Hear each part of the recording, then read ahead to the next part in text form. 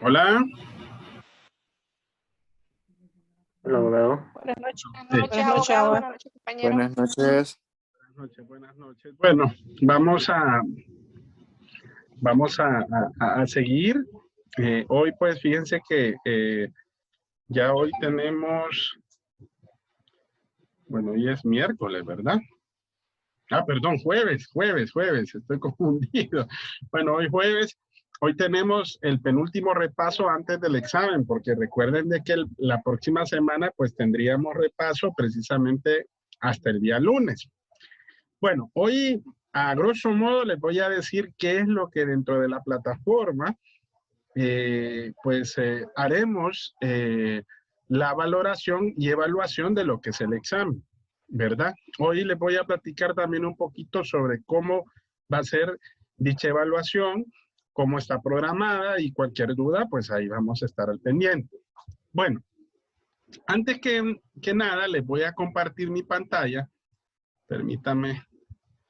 Creo que se me reinició ahorita el campus. Vamos a intentar otra vez entrar otra vez.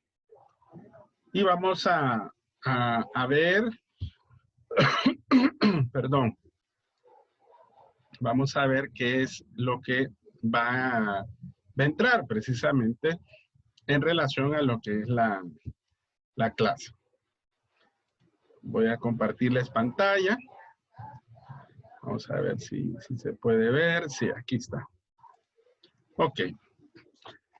Recuerden que dentro de lo que es el contenido, aquí en la parte de novedades, está está el material sintético de la unidad, que es este, ¿verdad? Que es este material que aparece aquí. Este es el material sintético. Les digo material sintético porque ahí está resumido todo el contenido de la primera unidad, ¿verdad? Eso es parte del contenido del examen. Bueno, más abajito, permítame, voy a borrar acá, está la clase número 1. Voy a entrar aquí en la lección y dentro de lo que es la lección, recuerden que vimos, ¿verdad? ¿Qué fue lo que valoramos? Bueno, primero hablamos lo que es el conocimiento, hablamos de cómo adquirimos el conocimiento y retomamos dentro del mismo algunos antecedentes dentro de lo que es la historia del conocimiento, de cómo se desarrolló desde la edad antigua, la edad media, hasta la época contemporánea. Entonces, eso está plasmado ahí en este video. En este video ustedes pueden ver varios de esos aspectos en cuanto a las ideas que había del conocimiento y también habla de la ética y de la estética, ¿verdad? En la edad media. Bueno, también desarrollamos lo que fue esta parte de la aprehensión del conocimiento. Y hablamos de 3 momentos. Está fallando el Zoom, abogado. Sí, ¿no me escuchan? Casi yo no. ¿Los demás me escuchan o no? Sí se escucha, abogado, pero se baja. Abogado. Bueno, permítame, voy a verificar algo, permítame, solo deme 2 minutos.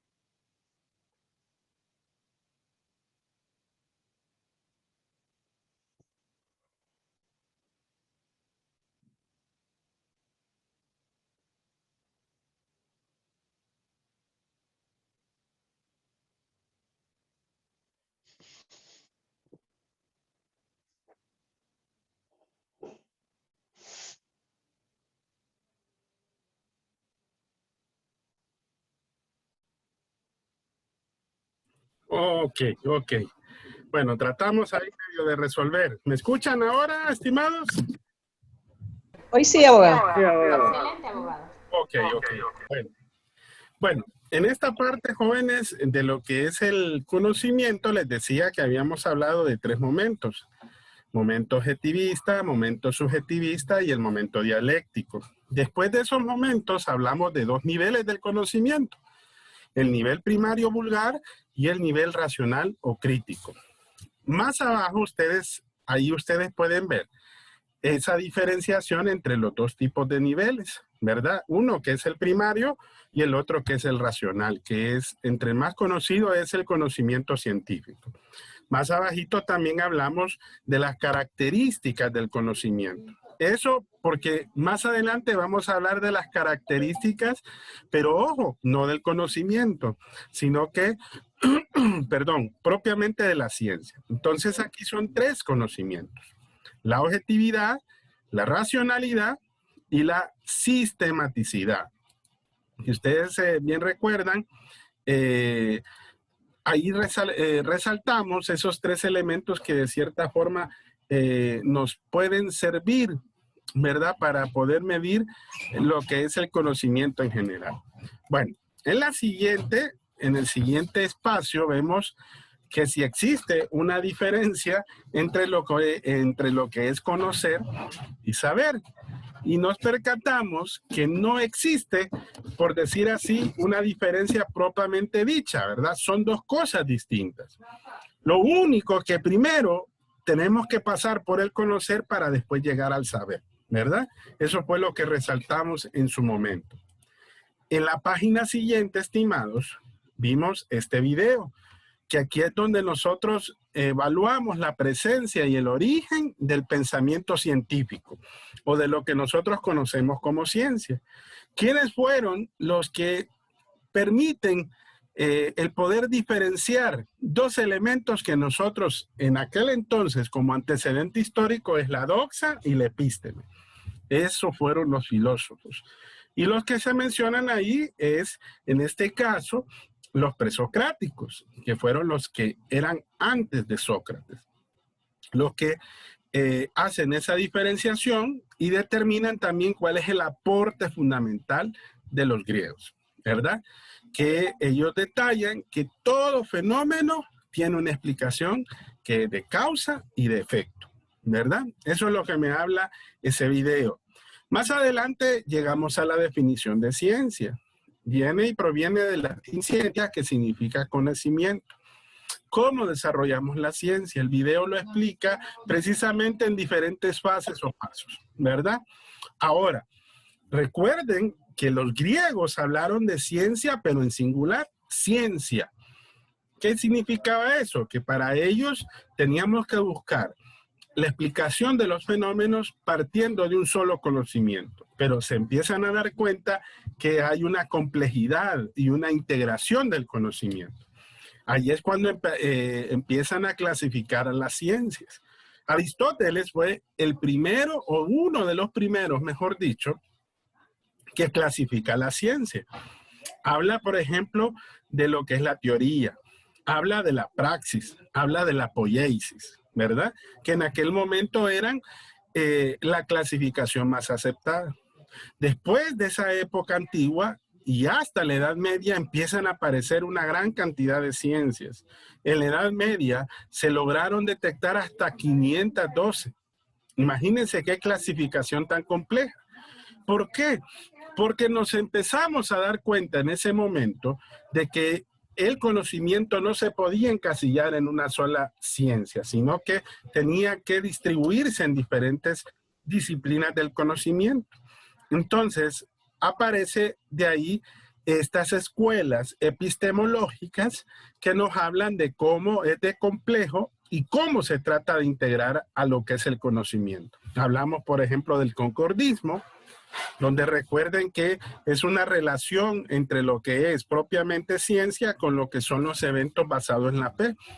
La interdisciplinariedad y la multidisciplinariedad, dos conceptos de complejidad que parece que fueran disfuncionales, pero que tienen un sentido práctico al momento de darle una explicación precisamente a los fenómenos. La interdisciplinaridad es cuando varias ciencias se pueden unir y a darse esa conjunción se crea una ciencia nueva. En la multidisciplinaridad no, existe un diálogo nada más que nos ayuda a resolver un problema. En ese sentido, ahí ustedes pueden ver que más adelante se habla de esa diferenciación. ¿Cuál es la diferencia entre inter y multidisciplinaridad? Y después aparece la figura de transdisciplinaridad, que es lo que hasta ahora nos ha hecho crecer en cuanto a los diferentes ámbitos del conocimiento, porque no nos podemos quedar con un conocimiento terminado, porque hay una gran infinidad de cosas que todavía no tienen explicación. Imagínense, nosotros somos parte de este universo y dentro de una explicación así breve nos dicen que tal vez lo más que conocemos de ese 100% es posiblemente un poco llegando al 1% de ese inmenso universo que está precisamente delante de nuestros ojos y que algunos lo percibimos y que otras cosas no las podemos percibir todavía porque no tenemos todavía la tecnología para poderlo hacer. Bueno, ahí habla precisamente de esos ejemplos y en la siguiente página de la clase llegamos a este video. Perdón, este video ya detalla lo que dice este epistemólogo en cuanto a la clasificación de la ciencia. Se llama Carl Gustav Hempel. Él determina 3 elementos que toda ciencia permite diferenciar: el objeto, el método y el fin. Esos 3 elementos son los que diferencian precisamente a las ciencias. Y él hace la primera, bueno, una de las clasificaciones de las cuales es de las más aceptadas. Creo que ustedes pueden ver aquí en este mapita conceptual precisamente lo que propuso Carl Gustav Hempel, dividiendo las ciencias en 2, en las ciencias formales por un lado y en las ciencias fácticas o empíricas por otro. El derecho está dentro de las ciencias fácticas o empíricas, específicamente dentro de las ciencias sociales, que a su vez ahí se dividen en sociales, en naturales y sociales. Las formales, tal como lo dice la misma, son cosas atemporales, símbolos, cuestiones que manejamos precisamente en la mente, ¿verdad? A diferencia de las fácticas o empíricas, que son hechos reales. Se va en la pragmática, en la práctica. Por eso hablamos de la empírica. Y por eso dividimos la ciencia en 2. En las naturales, que tiene que ver con la naturaleza, y en las sociales, en donde tiene que intervenir el ser humano. Ahí se ubica el derecho, como lo habíamos planteado. Entonces, ese video trata de desarrollar precisamente esa clasificación de las ciencias. En el siguiente cuadrito vemos algunas diferencias entre ciencia formal y las ciencias fácticas o empíricas en cuanto a estas características que están establecidas. Después, en el siguiente video, se da una aproximación ya al conocimiento científico, pero viéndolo de una perspectiva más amplia. Partimos ya de la definición singular de ciencia y aquí aparece ya la definición en plural, ciencias. Ahí hay una definición que propone Ferrater Mora y él es el que plantea precisamente cómo son las ciencias como sistemas del conocimiento. En el video ya desarrolla las características de las ciencias. Vuelvo a decir, en la primera página de esta lección aparecen las características del conocimiento. Aquí aparecen las características de la ciencia. Es comunicable, es sistemático, es metódico, es verificable, es preciso y es universal. Entonces, ahí en el video se explica cada una de ellas de manera bien sucinta en relación a las características de la misma. Esta lección termina ahí, ¿verdad?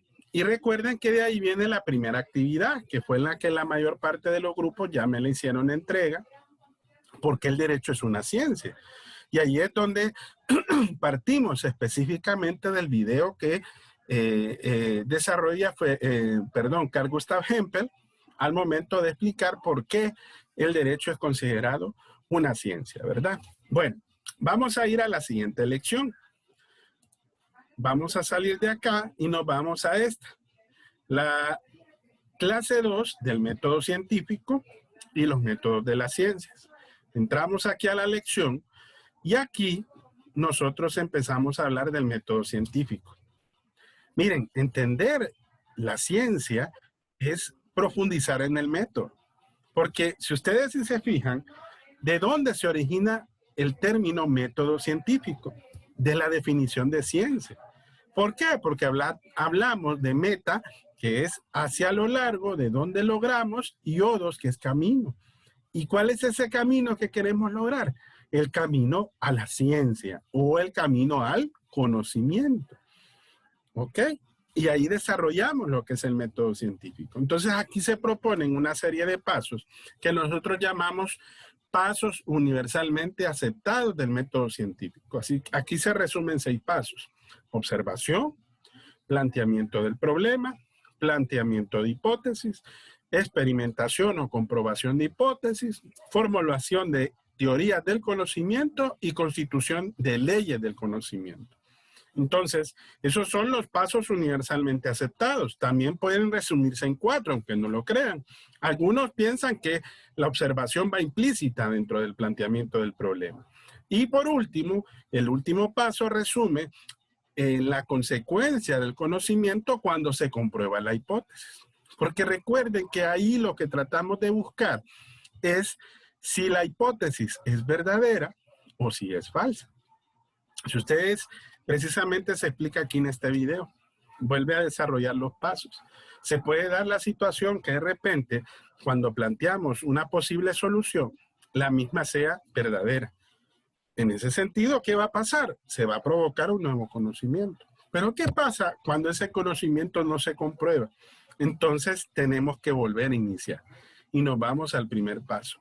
Volvemos otra vez a hacer el planteamiento del problema. No significa que se haya hecho un mal trabajo, no, para nada, sino que dentro de lo que es precisamente el método científico. Más adelante vamos a desarrollar esos enfoques de investigación. Ahí desarrollamos un enfoque que nosotros llamamos el enfoque cuantitativo.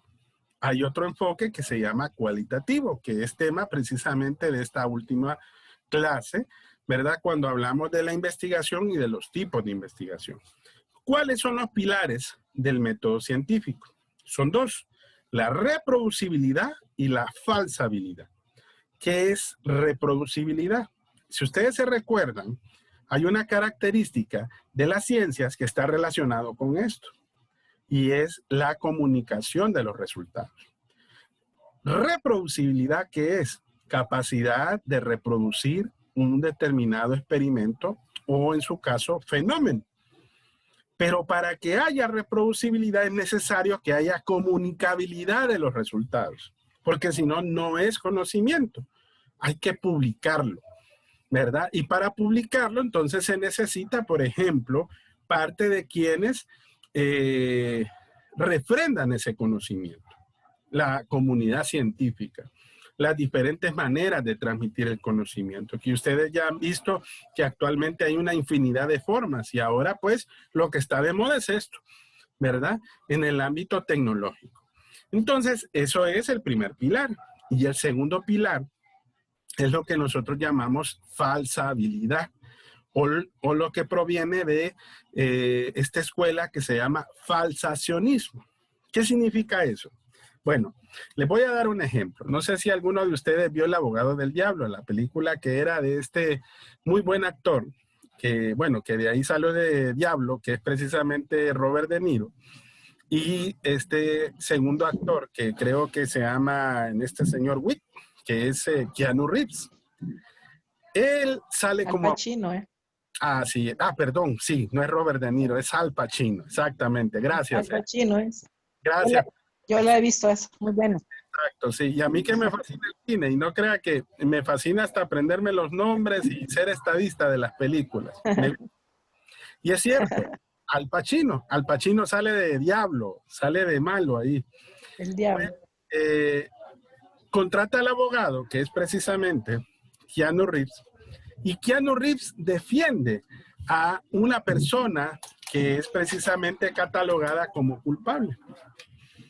Y el abogado lo que hace es precisamente empezar a atacarlo. Hay una escena donde lo prueba y le empieza a atacar y atacar a su cliente. Y el cliente se molesta y le dice, óigame, usted no parece que fuera mi abogado. Aquí usted me está diciendo que yo soy culpable. Entonces, ¿qué fue lo que explicó ahí? Keanu Reeves le explica, mire, yo lo que estoy haciendo es probando cuál va a ser su participación delante del fiscal. Esa capacidad que aparece ahí es si niega o no lo que ha dicho. Entonces la falsa habilidad es eso.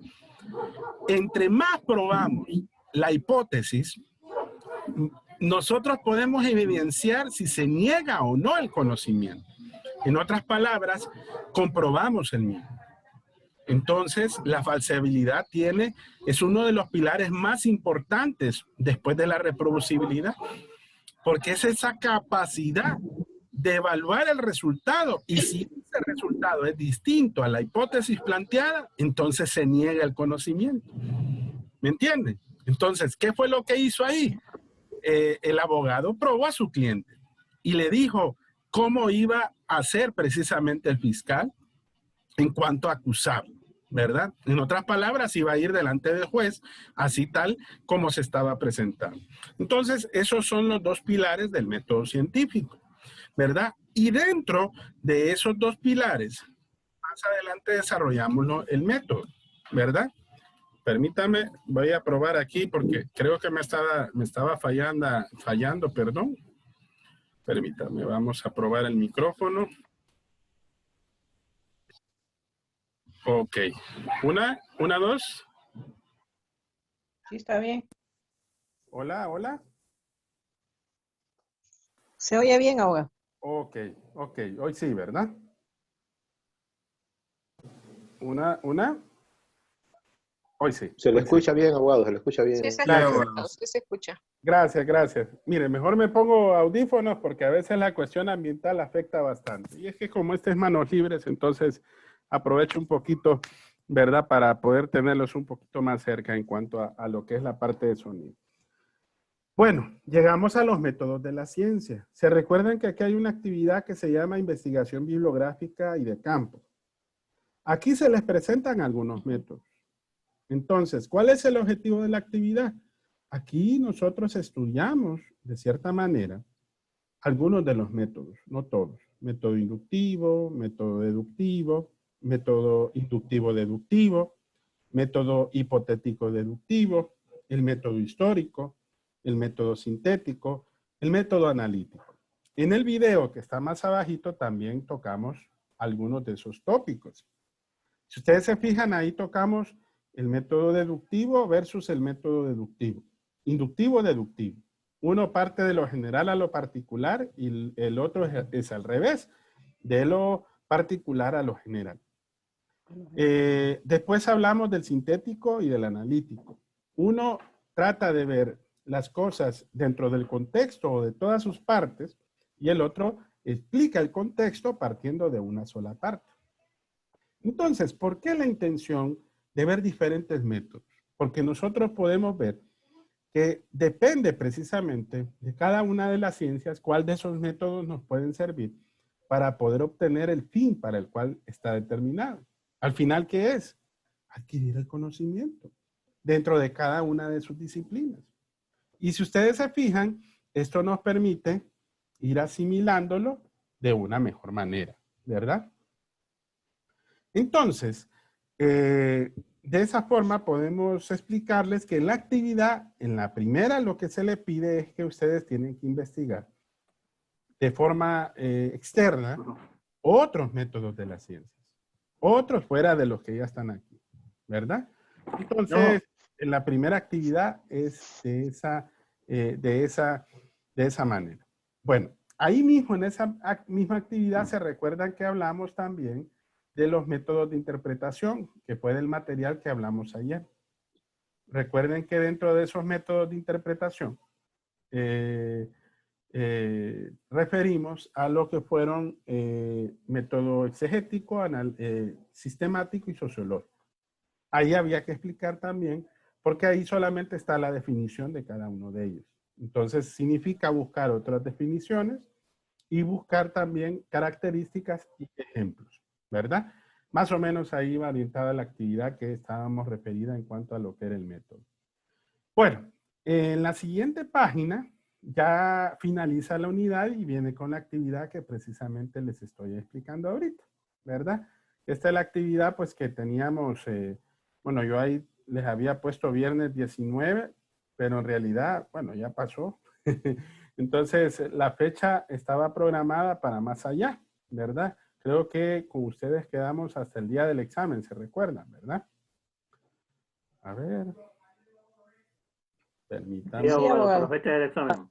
Sí, que es hasta el día martes, ¿verdad? Tal como habíamos definido. Permítame. Ah, ya sé. Es que lo estoy viendo de otra manera. Tengo que cambiar de rol.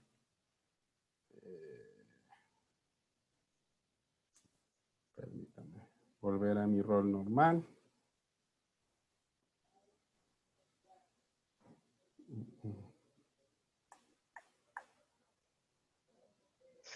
A ver, a ver. Sí, así es. Así tal como se los había planteado. Bueno, vamos a la clase número 3. En la clase número 3 tenemos la investigación científica, su clasificación y los tipos de investigación. Aquí hablamos de otros tópicos. Hablamos de la importancia de la investigación.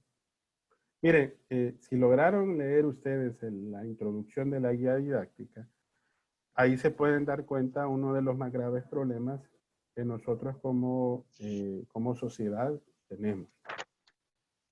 Ustedes se fijan que gran parte de las naciones que entre comillas se llaman subdesarrolladas, entre ellos nuestro país, y otros que llaman en vías de desarrollo, ¿verdad? Son dos términos extremos, totalmente.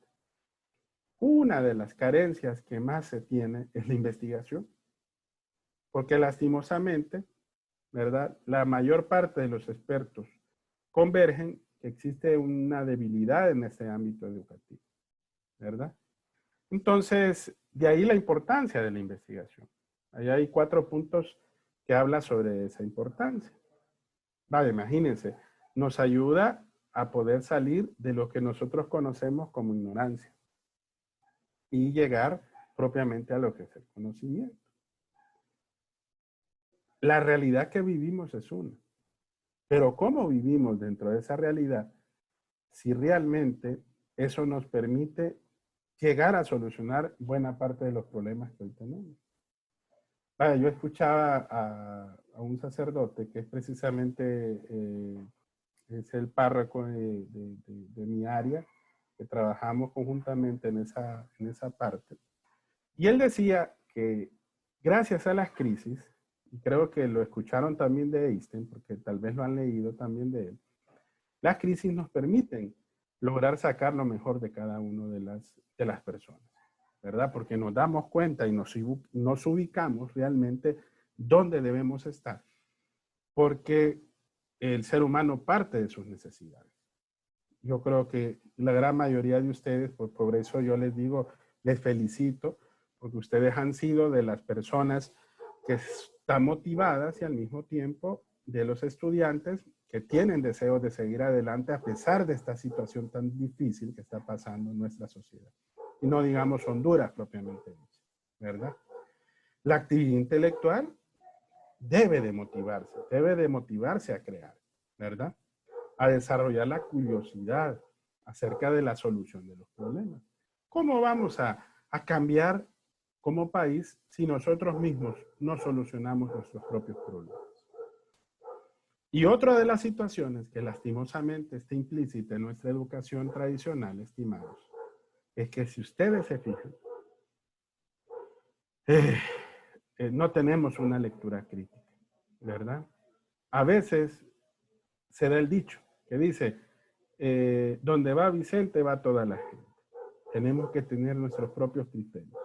Y la única forma para poder generar ese criterio es que nosotros podamos ver diferentes formas de ver para que pudiéramos generar precisamente el criterio más acertado en relación a ese conocimiento. Entonces, de ahí la importancia de la investigación.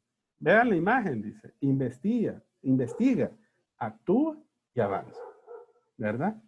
Entonces, buena parte de estos casos lo desarrollamos aquí. La importancia precisamente de la investigación y a la par de ello, pues el uso de la tecnología que nos permite estar donde estamos nosotros ahorita. Porque ustedes pueden ver de que a nivel de todo el mundo, ese desarrollo ha permitido un sinfín de aspectos que contribuyen a la actividad intelectual, al progreso de la lectura crítica, ¿verdad? Y a conseguir la verdad. Porque al final eso es lo que pretendemos precisamente lograr. Bueno, Oscar creo que está levantando la mano, Oscar, dígame. Solo era para recalcar, abogado, con respecto a la investigación, un ejemplo que tenemos bien recalcado es con el referente a nuestra labor, por decirlo así, lo que es referente a la criminología, la investigación criminológica. Aquí no tenemos una especialización, o por decirlo así, seguimos los planes o las reglas para probar, para hacer que la criminología, como es la ciencia, poderla desarrollar a su auge, porque la verdad las cosas es que estamos bien atrasados en eso. Sí, sí, y hay muchas cosas de repente, Oscar, que pudiéramos ver de que estamos a años luz de otras naciones. Bueno, ustedes miren ahorita, ¿verdad? Poder solo con lo que es la consecución de la vacuna. Qué grave problema, imagínense. Nuestro país está a la saga de otras naciones centroamericanas en cuanto a esos elementos tan particulares, ¿verdad? Y pareciera que solo hubiera culpa de una sola de las partes, pero si se fijan, nosotros también somos copartícipes de muchas de esas situaciones. Entonces tenemos que hacernos una autovaloración, ¿verdad? Para evaluar esos elementos. ¿Cómo lo hacemos? Pues a través de la investigación, ¿verdad? Miren, de ahí viene el concepto de investigación. Yo ahí les dispuse 3 conceptos. Miren solo el último. Qué interesante, dice. Actividad encaminada a solucionar problemas. Preguntas mediante el empleo de procesos científicos. Esfuerzo que se emprende para resolver un problema. ¿Qué tipo de problema? Problema del conocimiento. Actividad del hombre orientada a saber algo desconocido, ¿verdad? Entonces, si se fijan, de alguna manera cada definición aporta un elemento en particular. Bueno, ahora, ¿cómo nosotros desarrollamos ese proceso investigativo? Existen 2 enfoques. Aquí ustedes pueden ver esos 2 enfoques.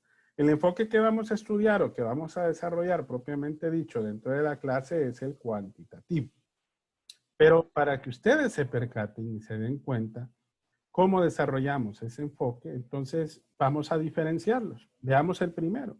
Mira el primero, dice, permítame, dice el primero, se usa para recolectar datos para probar una hipótesis con base a la medición numérica. Por eso se dice cuantitativo.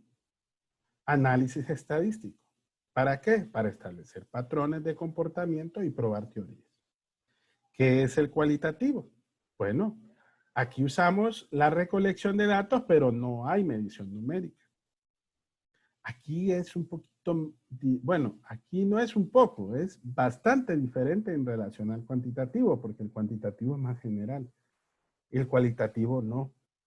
Va más a dar a aspectos más significativos, observaciones más puntuales, ¿verdad? A definir o afinar preguntas de investigación dentro del proceso de interpretación, que es distinto, ¿verdad? Miren algunas de las características. Aquí se exponen tanto del cuantitativo como del cualitativo. Solo voy a mencionar algunas porque no dejan de ser importantes.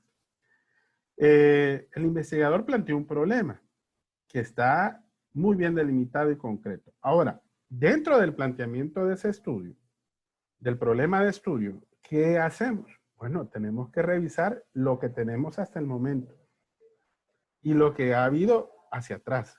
Aquí lo que hacemos es la llamada revisión bibliográfica, ¿ok? Que es la revisión de la literatura. Y para ello, partiendo de eso, hacemos una construcción de un marco teórico. ¿Eso nos va a servir para qué?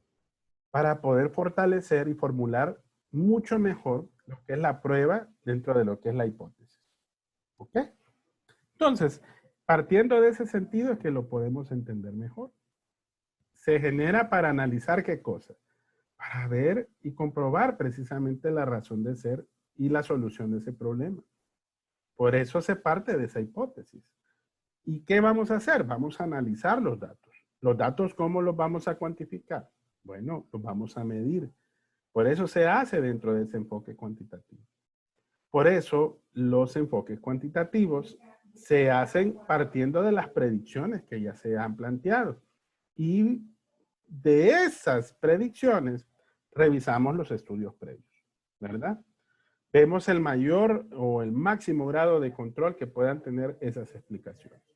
Ese es el cuantitativo. Solo para mencionar algunas cosas, porque hay otras también que no dejan de ser importantes. Y el cualitativo, como pueden ver, aquí el proceso está más definido. Ojo, en el anterior los procesos es un paso a paso. Observación, plantear el problema. Plantear el problema, experimentación. Experimentación, formular teorías, etcétera, etcétera. El enfoque cualitativo es circular. Ok, planteamos un problema. ¿Me entienden?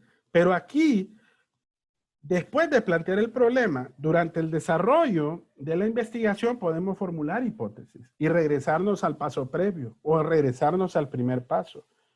¿Me entienden? ¿Por qué? Porque el cualitativo va más al mundo empírico y va más también orientado a recolectar datos que, si bien es cierto, no es que prueban formalmente la hipótesis, sino que estas se van generando durante el proceso. Allá no, allá tenemos un paso donde generamos precisamente la hipótesis. ¿Mm? Ahora, aquí es mucho más flexible. Y las respuestas van en pos de una teoría, ¿verdad? Que de repente ahí vamos a encontrar el desarrollo natural de esos sucesos. En otras palabras, en la práctica vamos a obtener de manera más específica los resultados que nos van a poder ver la realidad de las cosas tal como se están presentando. Ahora, eso entre algunas características. No me voy a centrar en decirlas todas porque recuerden de que esa es la iniciativa que ustedes tienen que ir viendo de acuerdo a la diferenciación que hay entre ambos enfoques. ¿Cuál de los dos es mejor? Los grandes estudiosos de la investigación dicen que ambos son muy buenos. Es como una medio gallo gallina, ¿verdad? Pero no, no deja de ser cierto. Lo que ellos plantean tiene cierta razón de ser. ¿Por qué? Porque depende mucho del tipo de investigación que usted va a desarrollar, ¿verdad? ¿Por qué? Porque ambos enfoques hasta se pueden utilizar al mismo tiempo. Sampieri, Collado y Hernández en uno de sus capítulos hablan del enfoque mixto. ¿Qué significa? Que primero se aplica el cuantitativo y después el cualitativo, o viceversa. Es decir, que también se pueden aplicar ambos enfoques, ¿verdad? Entonces, ninguno es exclusivo ni mejor del otro. Ambos hacen aproximaciones de acuerdo a cada uno de los fenómenos que nosotros queremos explicar, ¿verdad? Entonces, de igual manera, ambos generan aportes muy valiosos y notables dentro de cada uno de sus enfoques.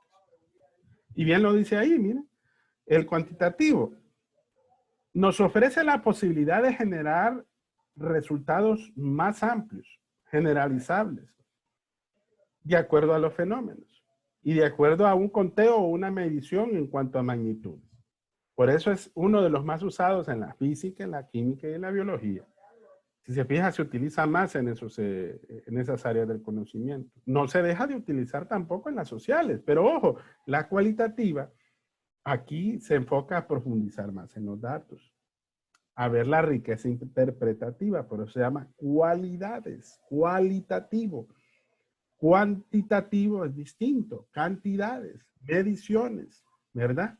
Aquí tratamos de explicar precisamente esas dichas características dentro del ambiente, dentro del entorno, dentro de las experiencias únicas. Es mucho más puntual en ese sentido. Por eso se refiere a ciencias dentro de la humanística, dentro del área social, la etnográfica, la psicológica, el área social, ¿verdad? Después aparece un pequeño recuadro en donde vemos algunas de esas diferencias, que es más o menos lo que veníamos dando. Mire, cuantitativa, muchos casos. Cualitativa, pocos casos. Cuantitativa, describir y explicar características generales externas. Cuantitativa, explicar los fenómenos en su profundidad, en su fondo. La cuantitativa, aspectos susceptibles de medir y cuantificar. La cualitativa, el sentido y significado de las acciones sociales. Entonces, es así como nosotros debemos de entender ambos tipos de enfoques. Bueno, de ahí vienen los tipos de investigación. En esos tipos de investigación, hablamos de cierta manera de cómo podemos, de acuerdo a cada uno de esos tipos, hacer los estudios de los fenómenos ubicados dentro de esas áreas en las cuales podemos desarrollar precisamente dicho estudio. Aquí propone algunas. Miren. La histórica analiza eventos del pasado, los relaciona con otros del presente y vemos qué va a pasar en el futuro. Podemos hacer una predicción o una posible solución. Documental, analizamos la información que se encuentra registrada dentro de un objeto de estudio. Descriptiva, describimos los rasgos, por ejemplo, de una determinada cualidad o atributo que tenga la población objeto de estudio. Correlacional, medimos el grado de relación que existe, por ejemplo, entre las variables que están inmersas dentro de la población estudiada. Explicativa, causa y efecto, ¿verdad? La razón del porqué de los fenómenos. Estudio de casos, estudiamos una unidad para ver ese universo que está a su alrededor como universo poblacional. Seccional, vean una línea de tiempo y de repente nos damos cuenta dentro de esa línea que hay un aspecto a revisar, tal vez para ver qué fue lo que pasó posteriormente. Entonces, seccionamos precisamente esa área de periodo y la investigamos. Por eso decimos que es una oportunidad única en ese espacio. Longitudinal, compara los datos de diferentes oportunidades, o sea, aplicamos lo anterior, pero en diferentes espacios o momentos para evaluar cómo se han dado los cambios. Y la experimental, que más que todo lo que analizamos es el efecto producido entre la manipulación de variables, ¿verdad? Esas son las llamadas variables independientes para ver los posibles resultados que son las dependientes. Entonces, mis estimados, esto es lo que va a entrar precisamente dentro del contenido del examen, ¿verdad? Se los quise mostrar hoy porque les vuelvo a repetir, el martes es el examen, pero tienen este fin de semana para hacer un buen repaso, ¿verdad? De cada uno de los elementos que está dentro del contenido de la clase. No sé si hasta aquí tienen alguna duda en específico en relación a lo que hemos desarrollado así a grosso modo, ¿verdad? Porque aquí vimos todas las 3 clases vimos el contenido de, bueno, el de Ángel Giraldo, por eso se los mostré el día de ayer para que vieran pues dónde es que cabe precisamente esa parte del contenido. Lo de la unidad número 1, que también es importante porque es un resumen, y dentro de cada una de las lecciones, pues los mapas conceptuales, las imágenes y los videos que son también parte del contenido de la clase. Dígame, Gerson. Buenas noches, abogado, disculpe. Es Ah, que mi nombre está cambiado, no puedo cambiarlo. ¿cuál es? Alejandra Moncada. Alejandra. Sí, Vaya, una pues. consulta, abogado. Usted va a subir la videoconferencia de ayer, ¿verdad? Bueno, la compartí en el chat. No le creo, abogado. Fíjese que no me sale a mí en el chat. Sí, ¿Ahí recién. la subió? Sí. Esa era mi consulta. Sí, a las 12 pasado meridiano de hoy. Tiene razón, abogado. Muchísimas gracias. Esa era mi Vaya, consulta. pues. Muchas gracias. Bueno. Oscar, dígame. Una pregunta, abogado. Si estamos hablando de algunos tipos de ciencias que acabamos de mencionar ahorita, pero si hemos ahondado más en el tema, o sea, unas características diferentes a las cuales están en los materiales que tenemos en la plataforma y los que las tenemos en los materiales, los podemos incluir en el material del trabajo que tenemos que hacer. ¿De qué parte del trabajo me está platicando, Oscar? ¿En el de investigación bibliográfica? No, en los métodos de las ciencias de interpretación y todo eso, pero ya hemos ahondado más en los temas, entonces quería saber si se pueden incluir e incluso que ya están ahí, como decirlo, el histórico, el sintético, el analítico, el cualitativo y el cuantitativo, pero con una explicación más redundante, o sea, más explícita para poderle entender mejor, se puede adherir al material. Ok. En la parte que hay que hacer esa explicación, Oscar, es en los métodos de interpretación, porque si usted se fija en los métodos de interpretación, en la parte del material de Giraldo solamente están las definiciones, pero en los otros métodos de la ciencia, ahí sí ya tenemos un video, un mapa conceptual y una breve explicación de cada uno de los métodos. Entonces ahí yo sí les recomiendo y les pido, bueno, les pido más que todo, no es una recomendación, de que me profundicen, pero en otros métodos de la ciencia, ¿verdad? Fuera de los que ya citamos ahí, para que ustedes puedan ver que existen otros métodos que también se aplican a las diferentes, conocimientos, ¿verdad? De las disciplinas. Ok, abogado, gracias. Vaya, pues. Bueno,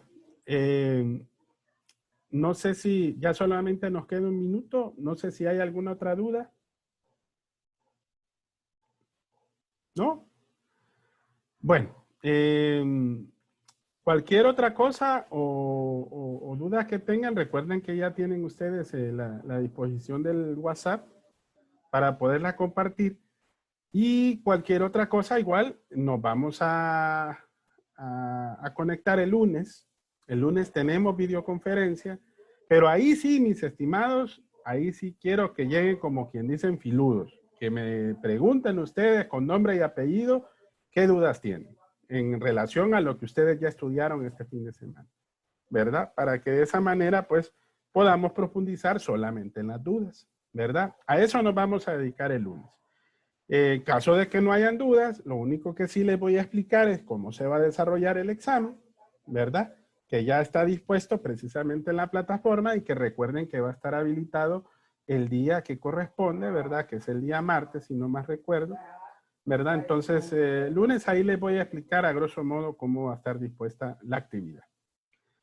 Y ahí pues no me queda más que decirles, bueno, nos vemos el lunes, feliz fin de semana y a prepararnos, ¿verdad? Para el examen. Buenas noches, abogado, y gracias.